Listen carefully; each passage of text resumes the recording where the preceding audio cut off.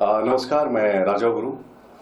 और सबसे पहले तो मैं हस्ताक्षरम ग्रुप को बहुत बहुत धन्यवाद देना चाहूँगा कि उन्होंने मुझे इस कार्यक्रम से जोड़ा और साथ में इसे आगे ले जाने का भार भी मुझे दिया। आध्यात्म रत्न सम्मान क्या है, किस तरह का है, बताएंगे थोड़ा? हाँ जी, अध्यात्म रत्न सम्मान एक अभिनंदन है, सहृदय आभार है उनके प्रति जिन्होंने परस्पर समभाव के साथ समाज के कल्याण के लिए अपना जीवन समर्पित कर दिया है और जो समाज के उत्थान के लिए विशिष्ट कार्य कर रहे हैं। ये उन सब के प्रति एक अभिनंदन है, सहृदय आभार है। तो किन्हें ये अवार्ड दिया जाएगा, कौन उसके सम्मानित होंगे, बताएंगे डिटेल में कौन कौन होंगे? देखिए, अध्यात्म के पथ पर जो चरण हैं, जो अध्यात्म के पथ पर चल रहे हैं और समाज के कल्याण के लिए काम कर रहे हैं, वो सारे हस्तियां इसमें सम्मिलित होंगी। कुछ ऐसी हस्तियां भी हैं जिन्हें हम सब लोग जानते हैं और कुछ ऐसी भी हस्तियां हैं जिन्हें हम लोग नहीं जानते हैं और वो अपने विशिष्ट कार्य कर रहे हैं समाज के कल्याण के लिए, हम और आप सभी के लिए। तो इन्हें सम्मानित कौन करेंगे, कौन व्यक्ति होगा? अब सम्मानित करने वाले व्यक्ति उसी क्षेत्र से ही संबंधित होंगे। अभी हम उनका नाम नहीं बता सकते हैं आप लोगों को, लेकिन इसमें हमारा हस्ताक्षरम ग्रुप कार्य कर रहा है और बहुत जल्द जो है हम वो सब चीज़ों को आपके सामने लेकर आएंगे। तो इनमें कई कैटेगरी होती है, जैसे मंडलेश्वर होते हैं, महामंडलेश्वर होते हैं, तो वो सब भी होंगे इनमें? बिल्कुल होंगे, बिल्कुल होंगे। इसके साथ साथ बहुत सारी कैटेगरीज और भी होंगी जी। अच्छा, कुछ ऐसी भी होती है जो आजकल तो किन्नर भी अध्यात्म में, हाँ, लक्ष्मी त्रिपाठी से नाम जी जी जी, बहुत बढ़िया बात बोली आपने। बिल्कुल होंगे। देखिए, हमारा जो अध्यात्म रत्न सम्मान जो है ना, ये है ही उनके लिए जिन्होंने अध्यात्म के पथ पर चलकर लोक सेवा कर रहे हैं, समाज के लिए अपना विशिष्ट योगदान दे रहे हैं, जैसा कि मैंने पहले बताया आप लोगों को। तो ये कहाँ होने वाला है, क्या प्लान से बताएंगे? हाँ, अभी इसके कहाँ पर होने वाला है, स्थान जो है अभी तय नहीं किया है और बहुत जल्द किस स्थान पर होने वाला है और कब होने वाला है, संभावित 1-2 महीने के अंदर ही ये होने जा रहा है। तो बहुत जल्द हमारा जो ग्रुप है वो सामने आएगा आप लोगों के, और वो जगह और वो टाइम कि कब हो रहा है वो अनाउंस करेंगे। जी, अध्यात्म जुड़े पूरे भारत के में जितने लोग हैं वो सबको सम्मानित करेंगे, जैसे मुंबई के, महाराष्ट्र के, बनारस के, कुछ सीमित रखा आपने? नहीं, हमारा जो कार्यक्रम है समस्त भारत के लिए है। तो हमारे भारत देश के जितने भी आध्यात्मिक विभूतियां हैं उन सबके प्रति ही हमारा जो ये ग्रुप है अभिनंदन आभार व्यक्त करता है। तो कैसे आवेदन करेंगे, क्या प्रक्रिया है उनकी? उनको अगर चाहिए, जैसे कोई है, किसी को भी चाहिए अवार्ड आध्यात्म वाले, उनको कैसे आएंगे, कैसे रजिस्ट्रेशन करेंगे, कुछ है अभी कुछ प्लान किया है? देखिए, ऐसा नहीं है कि यहाँ पे नॉमिनेशन किया जाएगा या जिस तरीके आजकल अवार्ड फंक्शन होते हैं सारे के सारे, लगभग आप भी जानते हैं वो क्या होते हैं, मैं कहना नहीं चाहता हूँ। पर ये अवार्ड फंक्शन जो है ना, ये प्रॉपर एक सही वे में चलने वाला है। यहाँ कोई भी नॉमिनेशन करने की जरूरत नहीं है। हमारा जो ग्रुप है वो ऐसे लोगों से खुद संपर्क करेगा, उनसे निमंत्रण, उन्हें आवेदन देगा, उनसे अनुरोध करेगा मंच पर आने के लिए, और उनके द्वारा जो विशिष्ट कार्य किए गए हैं वो हस्ताक्षरम ग्रुप उन सारे कार्यों को पूरे विश्व पटल के सामने लाने का कार्य भी करेगा। कोई टारगेट है कि 100 या 50 या कितने, कुछ है? नहीं, ऐसा कोई भी टारगेट नहीं है। तो अगर बढ़ जाते हैं 100-200, जैसे आपने सोचा कि मैं अवार्ड करूंगा 50 से 100 लोग को देना है मुझे, और आवेदन आपके पास 1000 या आप 5000 लोग तो आ जाएंगे, मुझे भी चाहिए, तब क्या कुछ है? देखिए, मुझे भी चाहिए, ऐसा थोड़ी ना है कि जिसको चाहिए उसको मिलेगा। जो उस चीज के लिए डिजर्व करेंगे ये उन लोगों को मिलेगा। तो कि जूरी वर्ग बनाई आपने, ऐसा कुछ है?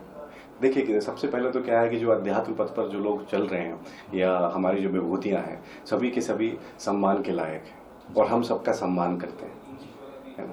तो ऐसा इसमें अभी ऐसे कोई हमने क्राइटेरिया नहीं बनाया हुआ है। इसमें सभी को सम्मिलित करने की कोशिश की जाएगी और जो सम्मिलित होंगे उनका सम्मान, उनका आभार भी व्यक्त किया जाएगा। सर, अध्यात्म रत्न सम्मान की बात करें तो समाज में क्या मकसद है, क्या उद्देश्य के साथ इस सम्मान का आयोजन कर रहे हैं? जिस तरह से अवार्ड शो हो रहा है उसमें ग्लैमरस दिखाई देता है, तो आपके शो में क्या कुछ होगा?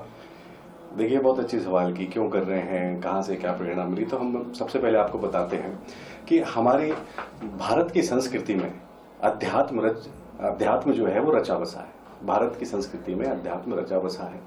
मानवीय चेतना की जो परम अवस्था है ना, वो सिर्फ अध्यात्म है। हमारे ऋषि मुनियों ने उस अवस्था को पाया और अपने बल से, अपने आत्मज्ञान के बल से, अध्यात्म के बल से पूरे जगत को अलौकित किया, और ये अध्यात्म की ताकत थी जिसकी वजह से भारत को विश्व गुरु कहा गया। जी, है ना। तो अभी ये चलो हम शून्य से शुरू करते हैं। आप खुद बताइए कि बिना शून्य हुए क्या अनंत की कल्पना की जा सकती है? ऑफ कोर्स संभव ही नहीं है जी। तो ये शून्य, ये दशमलव, ये अनंत, ये आया कहां से? ये सब अध्यात्म की ही देन है। महर्षि भरद्वाज जी का विमान तकनीक, महर्षि सुश्रुत जी के चिकित्सा विज्ञान, उन्होंने सबसे पहले शल्य चिकित्सा के पितामह कहा जाता है उनको। आज से करीब 2800 वर्ष पहले उन्होंने पहली सर्जरी की थी। शल्य चिकित्सा मतलब सर्जरी, फर्स्ट सर्जरी करने वाले हमारे महर्षि सुश्रुत जी, है ना। उसके बाद अभी आप लोगों ने सुना होगा कि 1976 में पहला टेस्ट ट्यूब बेबी की खोज कर ली गई, कैसे बनेगा। और 90, अगर मैं गलत नहीं हूं तो 1978 में पहला टेस्ट ट्यूब बेबी बना। लेकिन भारत की धरती पर हजारों वर्ष पहले महर्षि वेद व्यास जी ने अपने अध्यात्म और आत्मज्ञान के बल पे ऐसे 100 टेस्ट ट्यूब भी बनाए थे, है ना, जिन्हें हम सब लोग कौरव के नाम से जानते हैं, है ना। उसके बाद आप देख लीजिए अपना ये महर्षि पतंजलि है, योग सूत्र। तो आप ऐसा कोई भी विषय उठा लीजिए, है ना, चाहे शिक्षा का हो चाहे विज्ञान का हो, उसके पीछे सिर्फ अध्यात्म ही है। धरती पर बैठे बैठे उन्होंने चांद तारों की ऐसी सटीक गणना की जिसे आज तक नासा के कंप्यूटर और ये मशीनें उसको हटा नहीं पाई है ना। ज्योतिष शास्त्र को ले लीजिए आप, हजारों वर्ष पहले से और बाद में भी, है ना, सूर्य ग्रहण, खगोलीय घटनाओं का, सूर्य ग्रहण, चंद्र ग्रहण का बिल्कुल सटीक गणना अंकित है। तो ऐसे हमारे ऋषि आर्यभट्ट से लेकर महान गणितज्ञ और आज के युग के रामानुजम तक सभी की सभी अध्यात्म से प्रेरित हैं, है ना। अब आज देख लीजिए आप सभी को ले लेते हैं। आज के भौतिकवादी युग में जो भी इंसान है, हम सब लोग वो भोग में लिप्त हैं और अपने आप से ना जुड़ जाने के कारण ना जाने विभिन्न अवसादों से ग्रस्त भी हैं। तो जब जब ये आत्मिक शांति की बात आती है ना, तो हम लोगों को सिर्फ एकमात्र उपाय नजर आता है, ध्यान और योगा, है ना। तो ध्यान और योगा भी अध्यात्म ही है। इसका मतलब कि आध्यात्मिक भूख हम सब इंसानों के लिए होती है ना। तो हमारा जो उद्देश्य है वो बिल्कुल सीधा सीधा है कि जो महापुरुष आध्यात्मिकता को जन जन तक पहुंचाने के लिए प्रयास कर रहे हैं, है ना, उनके प्रति आभार व्यक्त करना है और साथ ही युवा पीढ़ी को अपने आप से जुड़ने के लिए प्रेरणा देना भी है। सर एक कट सुनने एक सवाल है सर, मैं पहले सोचता हूँ एक्टर हो आप, हाँ, सिनेमा जगत और आध्यात्म कैसे जोड़ते हो, कैसे कहेंगे आप? हाँ, बहुत अच्छा सवाल किया आपने। अब देखिए सिनेमा और अध्यात्म तो ठीक ही है ना। सिनेमा अपनी जगह, अध्यात्म अपनी जगह है। सिनेमा का तो क्या है कि अध्यात्म से जुड़े अगर किसी एक व्यक्ति ने कुछ गड़बड़ कर दी, है ना, तो उस पर जो है ना बहुत सारी वेब सीरीज और फिल्में बननी शुरू हो जाती हैं। तो जैसे कि अभी आप आश्रम आप लोगों ने शायद देखी होगी, है ना, एक महात्मा एक बाबा को बना के कैसे वो ढोंगी है क्या है। इवन डिस्कवरी पे एक कल्ट शो भी आया, तो ये दिखाते हैं कि कैसे कैसे ये लोगों को बेवकूफ बना रहे हैं। तो ठीक है, मैं अगर कोई एक ऐसा व्यक्ति है जो इस चोले को ओढ़कर लोगों को ठग रहा है या लोगों का फायदा उठा रहा है या अध्यात्म का फायदा उठाकर, है ना, अपनी चीजें पूरी कर रहा है, तो आप किसी एक व्यक्ति को लेकर सब पे सवाल नहीं उठा सकते हो आप, है ना, क्योंकि पांचों उंगली एक जैसी नहीं होती। अगर एक कोई व्यक्ति ऐसा है और जो जिसने ऐसे कुछ काम किए हैं, तो आप देख लीजिए तथाकथित जो लोग हैं वो जेल में ही बंद हैं, मैं उनका नाम नहीं लेना चाहूंगा।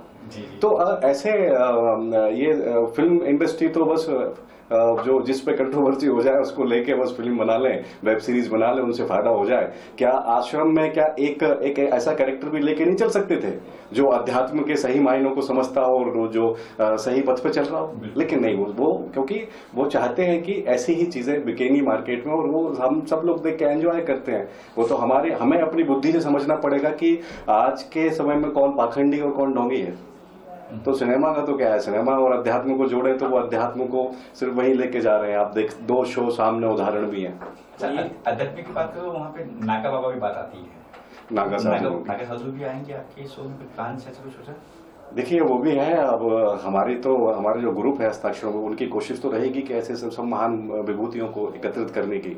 अब वो किस हद तक सब लोग सफल हो पाते हैं वो तो एक अलग ही बात होगी। तो किस महीने में ये अवार्ड हो सकता है, कौन सी तारीख अगर बता सके? हाँ, संभावित ये जो है ना अक्टूबर तक या बहुत जल्द जो है अक्टूबर नवंबर तक ये होने जा रहा है। तो जैसे भी ये सारे तारीख और कहाँ पर ये होने वाला है, तो जैसे ये सारी चीजें डिसाइड हो जाएंगी तो डेफिनेटली हम वापस पूरा ग्रुप आके इस बारे में आप लोगों को बताएगा। सर, आपके ग्रुप की बात करें, हस्ताक्षर ग्रुप, ये सम्मान तक ही सीमित रहेगा कि इसके लिए सनातन धर्म के लिए भी कुछ काम कर रही है? देखिए, सनातन धर्म के लिए तो बहुत सारे लोग लगे हुए हैं और हम सभी सनातनी ही हैं। तो पहला तो काम यही है कि सबसे पहले तो अध्यात्म सम्मान को सफल किया जाए और लेट्स सी। आखिर में क्या कुछ कहेंगे दर्शकों से आप?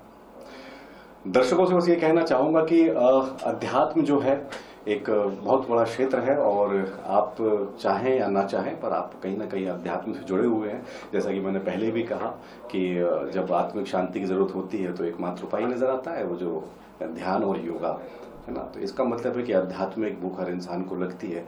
तो हम सभी आध्यात्मिक ही हैं और अध्यात्म के पथ पर चलेंगे तो सबसे पहले अपने आप को समझना है, अपने आप को जानना है। जब आप अपने आप को जानेंगे तो जीवन में आपका कोई भी लक्ष्य हो आप उसे आराम से साध सकते हैं, उसे पा सकते हैं। सर, एक सवाल यहाँ पे आया है, मुस्लिम धर्मगुरु भी है, पादरी भी है, ये भी सम्मानित होंगे यहाँ पे?